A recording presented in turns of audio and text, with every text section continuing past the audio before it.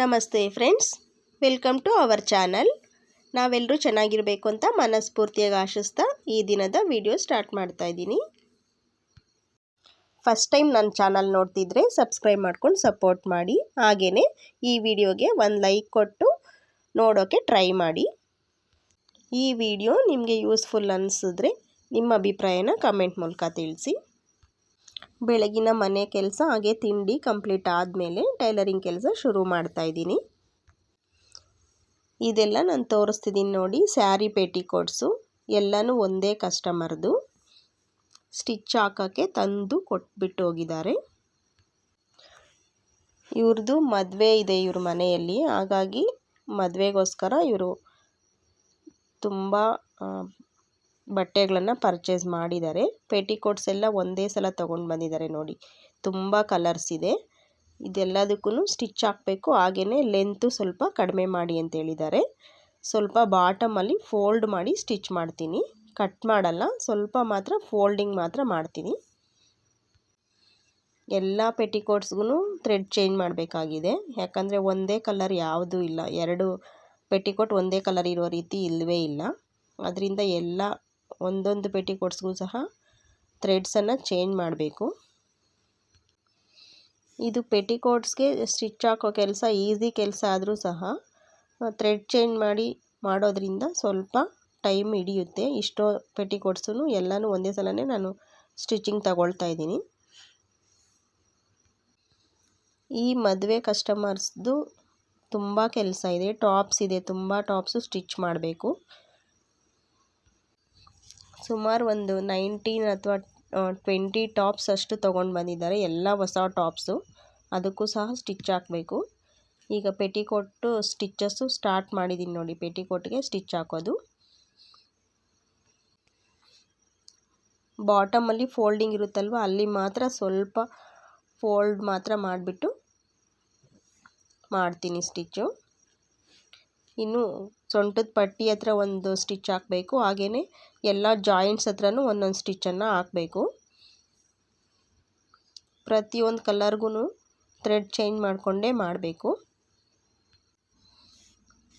ಎಷ್ಟು ಬೇಗ ಬೇಗ ಮಾಡಬೇಕು ಅಂದರೂ ಸಹ ಸ್ವಲ್ಪ ಟೈಮ್ ತಗೊಳುತ್ತೆ, ಯಾಕಂದರೆ ಒಂದೊಂದು ಪೆಟಿಕೋಟ್ಗೂ ಥ್ರೆಡ್ ಚೇಂಜ್ ಮಾಡೋದ್ರಿಂದ ಬಾಬಿನೂ ಸುತ್ಕೊಳ್ಬೇಕು, ಹಾಗೆಯೇ ಥ್ರೆಡ್ಡೂ ನೋಡ್ಕೊಳ್ಬೇಕು, ಯಾವ ಕಲರ್ಗೆ ಯಾವ ಥ್ರೆಡ್ ಸೂಟ್ ಆಗುತ್ತೆ ಅಂದ್ಬಿಟ್ಟು ಚೆಕ್ ಮಾಡ್ಕೊಳ್ಬೇಕು.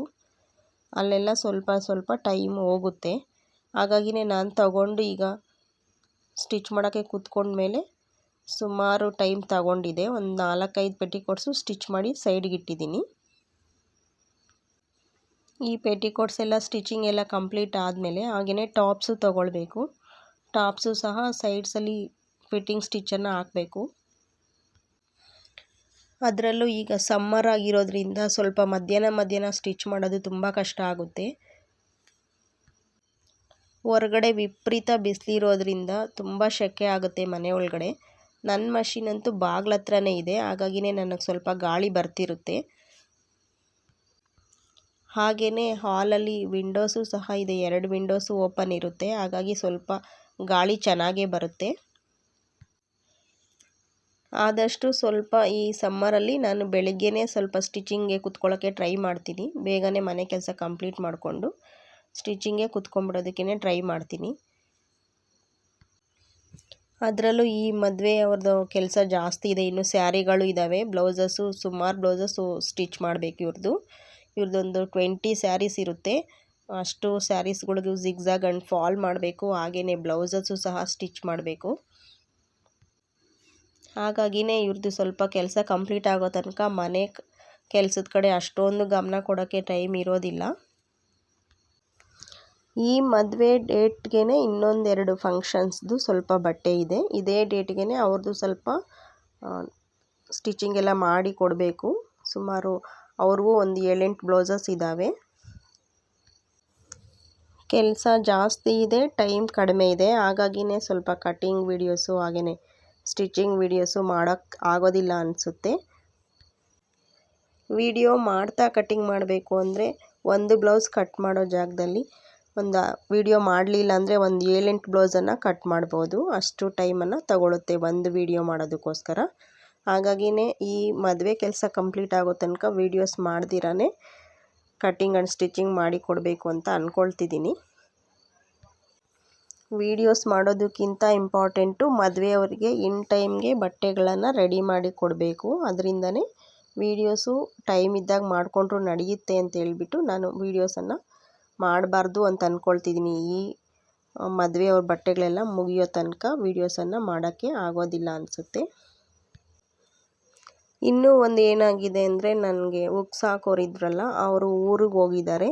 ಈ ಟೈಮಲ್ಲಿ ಉಕ್ಸು ಸಹ ನಾನೇ ಹಾಕ್ಕೊಳ್ಬೇಕಾಗಿದೆ. ಉಕ್ಸ್ ಹಾಕೋದಕ್ಕೂ ಸ್ವಲ್ಪ ಟೈಮ್ ಕೊಡೋದ್ರಿಂದ ಸ್ವಲ್ಪ ಟೈಮ್ ಜಾಸ್ತಿನೇ, ನನಗೆ ಕೆಲಸ ಸ್ವಲ್ಪ ಜಾಸ್ತಿನೇ ಆಗಿದೆ.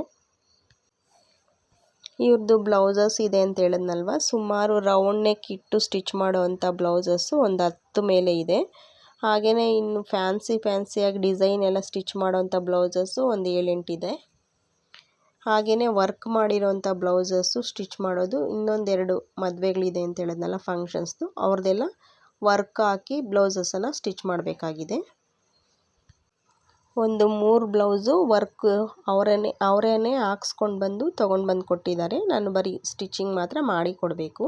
ಇನ್ನೊಂದು 2-3 ಬ್ಲೌಸಸ್ಗೆ ನಾನು ಕಂಪ್ಯೂಟರ್ ಎಂಬ್ರಾಯ್ಡರಿ ಹಾಕಿ ವರ್ಕ್ ಹಾಕ್ಕೊಂಡು ಕಟ್ಟಿಂಗ್ ಆ್ಯಂಡ್ ಸ್ಟಿಚಿಂಗ್ ಮಾಡಿಕೊಡ್ಬೇಕು.